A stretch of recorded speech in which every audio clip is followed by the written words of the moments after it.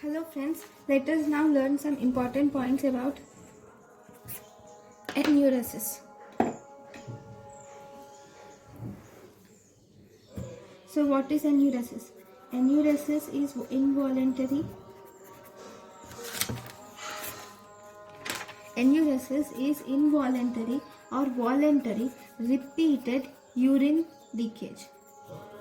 Repeated discharge of the urine into the clothes.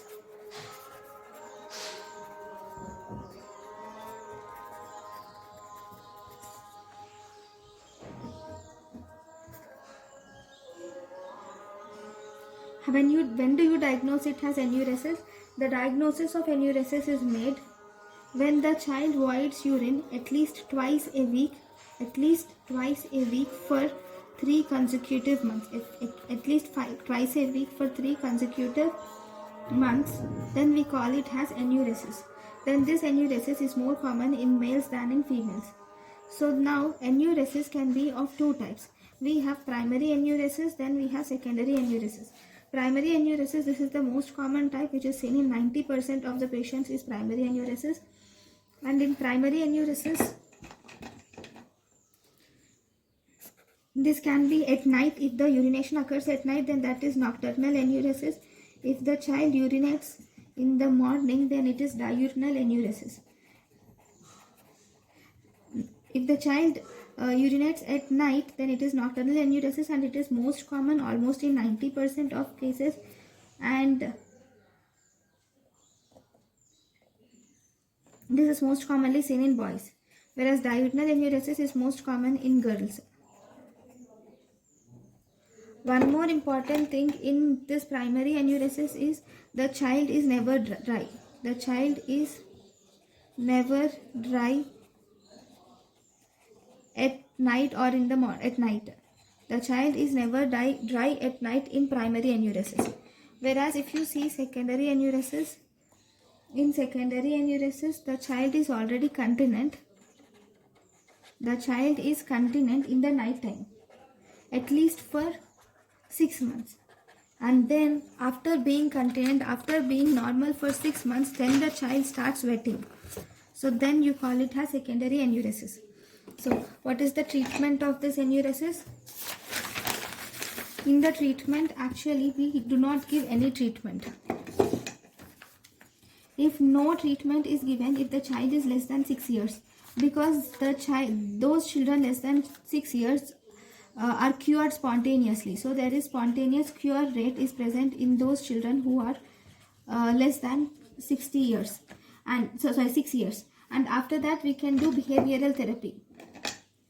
Then the first therapy is we have to give behavioral therapy for the children more than 6 years of age, and this behavioral therapy is actually the treatment of choice. We can give a bed alarm and motivation therapy also. That is, we give a bed alarm is connected to the diaper, and whenever the child starts maturating, then the alarm will ring, and as a result the child can go to the washroom. So that this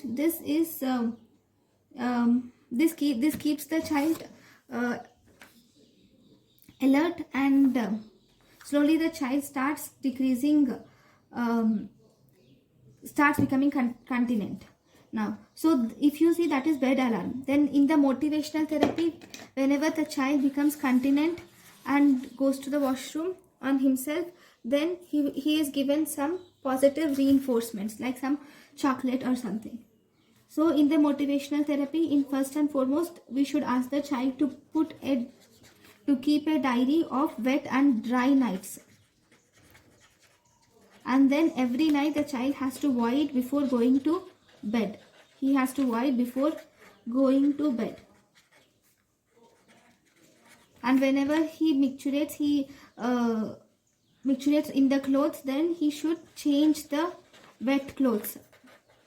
He should change the wet clothes and beddings. Then we should ask the child to restrict fluids at bedtime, and also avoid punishment, and give some gifts every time the child is continent. So positive reinforcement therapy. So these are the motivational therapies which can be given to the child.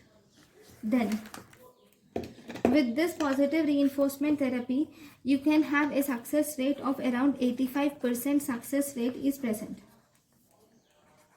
Whereas with this bed alarm technique, the success rate will be around 75% success rate.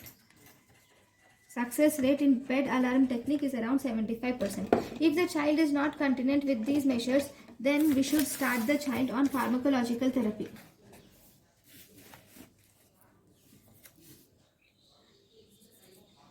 Then we should start the child on pharmacological therapy. In the pharmacological therapy, first we can give the drug desmopressin. Desmopressin is an vasopressin analog and it is the treatment drug of choice. And other drugs like imipramine and also oxybutynin can also be given.